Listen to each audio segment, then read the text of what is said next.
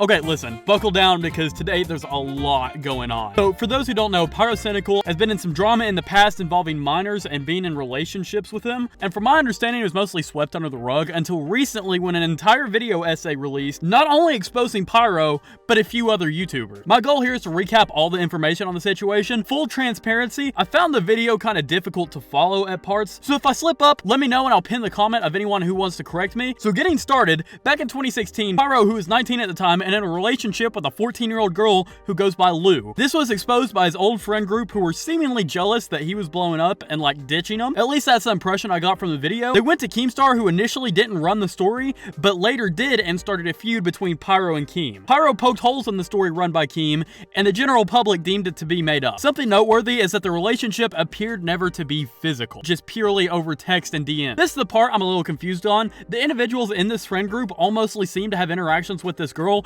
Meme Corp is stated in the video to have sex with a 15-year-old when he was 19 as well. But if I'm being honest, I'm not sure if this is the same girl or if it's another. That's what I personally didn't understand in the video. Either way, it's bad. Ancient Reality, also known as Mick, now known as the Prince of Zimbabwe, also known as the Tender Tomato, got into a relationship with Lou after her and Pyro broke it off. She is 14, Mick is 23. There is physical sex in this relationship, which makes it more damning than the Pyro case. It's why there was a police report filed. This relationship was described as abusive mentally and physically. He made her do things such as lie to her parents about his age and delete her Twitter account. She goes on to recount that times after getting physical, after denying over and over again that she didn't want to, she gave in and was left crying afterwards. She talks about how he made her go into sex shops with him and about how if she ever expressed that she wanted to break up with him, he would attempt to kill himself. It's also implied that he introduced her to self-harm, going as far as using one of his own blades to do it. She further alleged that Mick once threatened to commit suicide directly in front of her,